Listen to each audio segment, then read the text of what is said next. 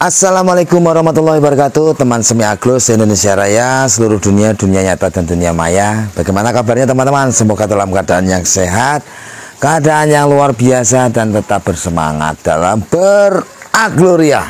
Teman-teman, hari ini hari apa ini? Minggu ya? Hari Minggu di Minggu ke-3 Desember ya?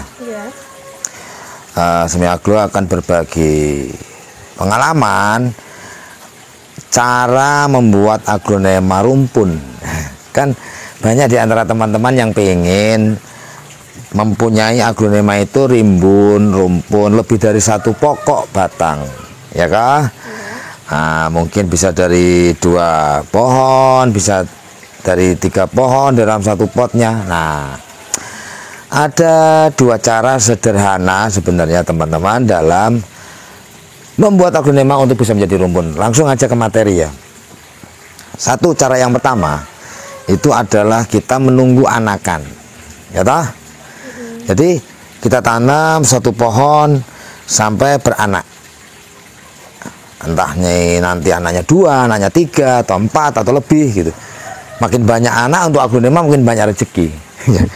Yang kedua itu maaf, itu dari bonggol. Nah, jadi kalau kita potong bonggol, kita tanam untuk bisa menjadi rumpun, itu usahakan teman-teman memotong bonggolnya itu lebih dari 1 ruas.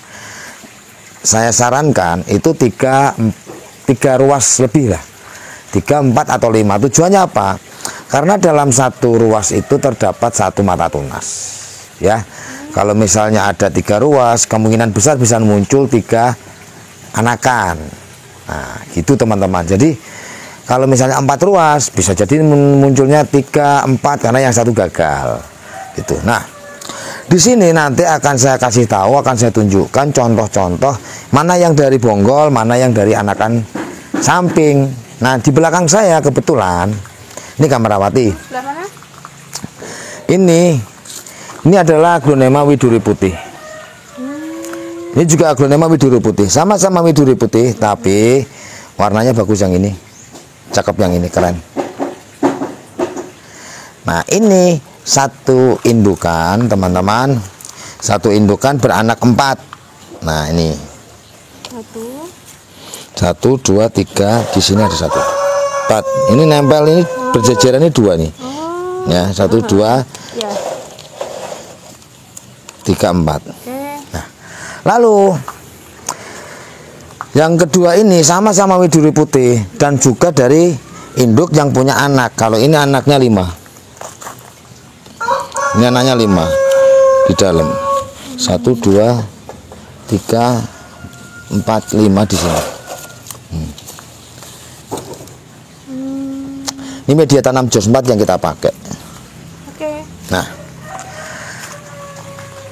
nanti pasti akan muncul pertanyaan, Om, kenapa yang satu dikasih tatakan? Sini setting dulu sini. Kenapa yang satu dikasih tatakan, yang satu, yang ini enggak, yang ini pakai. Nah, ini nanti akan saya buatkan video sendiri. Nanti akan saya buatkan video sendiri gitu ya. Nah, lalu teman-teman, ada yang dari bonggol. Jadi, nah ini contohnya juga di depan saya, ini ada. Ini semalam habis siram soalnya. Nah, ini daun pancing nih. Daun pancing ini udah kuning. Ini bonggol keluarnya 9. Jadi sampai rapat pet. 9. Ya, 9 tunas. Ada yang masih 1 daun, ada yang masih ini di sini kelihatan nih. Kelihatan nggak kamerawati? Nah, ini masih 1 daun plus. Kemungkinan kalau ini anaknya dari yang besar ini. Nah, ini sudah 8-6 daun itu dia beranak lagi gitu. Karena dulu pada saat saya motong ini hanya sekitar 5 ruas. 5 ruas, tapi ini sekarang keluarnya 9, berarti mungkin yang pertama ini udah beranak lagi. Nah, ini adalah contoh yang induk bawa anak menjadi rumpun karena menghasilkan anak.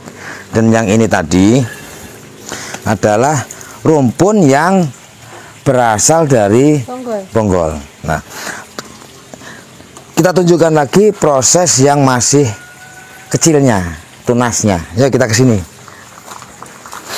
Nah ini nanti juga calon rumpun. Lihat ya. Nah ini calon rumpun nih. Ini tunas 1, ini 2, 3, 4. Sementara 4. Semoga nanti bisa lebih dari 4. Nah ini yang pucuk induk saya potong. Nah ini pucuk induk saya potong. Bonggolnya ada di sini. Nah ini bonggolnya. Ini keluar 4 nih. 1, 2. Ini cuma keluar lagi. Oh iya. 3, 4. Oh itu nanti berarti bisa jadi Nah rumpun ya. jadi ini kesini kamerawati kesini. Nah ini adalah bonggol-bonggol yang nantinya kalau kita tidak pisah bisa menjadi sebuah rumpunan atau majemuk atau klaster aglonema di dalam satu pot. Nah contohnya ini tiara putih. Ini sementara baru keluar 3 ya, 2 daun, 1 daun plus, terus ini kuncup. Nah ini rinjani, ini sementara keluar 4, 1, 2, 3, 4. Terus yang ini adalah huges, masih bawa daun pancing. Sementara daun pancingnya 1, 2, 3, 4, 5, kemungkinan dia minimal bawa 5 ruas atau 6 mungkin. Nah ini sementara yang keluar baru 1, 2, dan 3. Nah sebelum muncul pertanyaan tentang Om kok bisa keluar banyak, yaitu tadi karena ruas yang saya tanam dari bonggol itu lebih dari 1 gitu ya teman-teman ya. Nah terus yang susah itu bukan menumbuhkan tunas, tetapi menjaga bagaimana tunas yang sudah muncul itu nanti tetap bertahan dan bisa tumbuh menjadi pohon yang sehat gitu. Nah kuncinya di mana? 1, perawatan. Jadi bagaimana cara kita memilih bahan bonggol itu menjadi poin pertama. Terus yang kedua tadi kan perawatan. Kalau perawatan itu bagaimana cara kita melakukan bonggol itu untuk supaya bisa tetap sehat, untuk supaya bisa tumbuh menjadi pohon rumpunan yang sehat dan baik.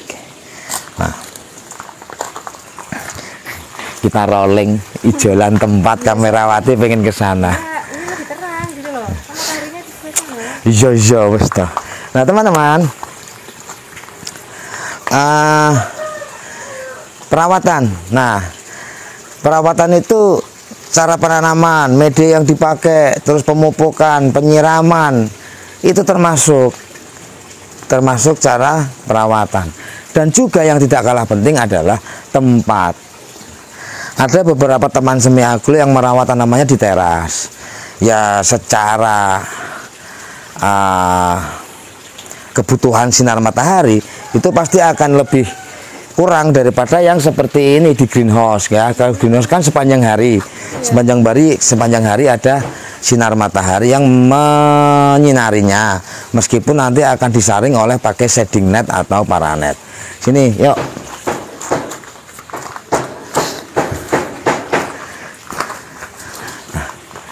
Teman semi aglo Indonesia, seluruh dunia nyata dan dunia maya. Media tanam itu menjadi faktor utama. Karena apa? Media asal-asalan tumbuh, iya, tapi hasilnya akan asal-asalan.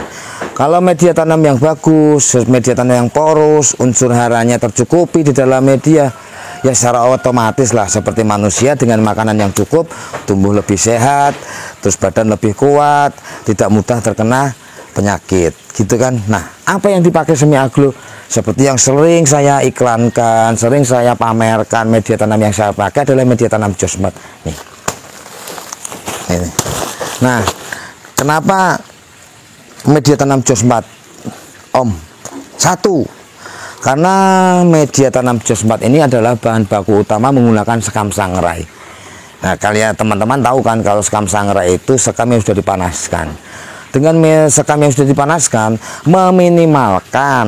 meminimalkan bakteri yang hidup itu menjadi berkembang. Dengan dipanaskan di dalam tungku tanah, dia disangrai, bakteri-bakterinya kan mati toh. Dan yang kedua, pengolahan media tanam Josmat ini Nanti kita rendam dulu, terus kita rendam juga dengan bakterisida untuk mematikan bakterinya, memastikan bakterinya itu mati. Yang kedua, kokopit dan kokofiber itu adalah untuk membuat media tanam itu lembabnya terjaga. Lembabnya terjaga. Karena tanaman aglonema itu suka yang lembab. Ya, yang lembabnya stabil. Yang ketiga, pemakaian pasir malang. Teman-teman semiagro tahu kalau pasir malang itu mengandung mineral yang baik. Yang kedua, pasir malang itu berongga. Nah, dan yang ketiga, pasir malang itu untuk menjaga porositas, membuat media tanam Geosmat ini lebih porus. Selanjutnya teman-teman, menggunakan akar pakis. Nah, kenapa akar pakis yang dipakai? Akar pakis bisa juga untuk mensuplai unsur hara. Ya kan, anggrek saja ditempelkan di pakis papan itu bisa tumbuh loh, dengan hanya disiram. Nah, makanya semiagro meracik di dalam Geosmat ini ada akar pakisnya, pakis kaca. Lalu untuk pemenuhan unsur hara tambahan, kita menggunakan andam, pohon-pohonan andam yang sudah kering kita pakai. Dan juga ada kapur dolomit dan fungisida untuk mengendalikan jamurnya. Nah, teman-teman, tetap semangat dalam beraglonema. Karena apa? Semua orang yang menanam aglonema itu di awal-awal sering mengalami loyot di awal-awal. Tetapi setelah kita mengetahui ritme perawatan, cara bagaimana menangani aglonema sakit, pasti akan bisa memiliki aglonema yang sehat dan subur. Ya, tetap semangat dan jangan mudah putus asa. Tidak hanya sabar tapi juga konsisten. Kamu kok semakin menjauh tukang merawati. Dah, gitu ya. Nanti habis ini kita langsung bikin vlog tentang ini ya. Kenapa pakai tataan? Gitu, oke. Teman-teman, tetap semangat, sehat selalu. Wassalamualaikum warahmatullahi wabarakatuh. Dadah.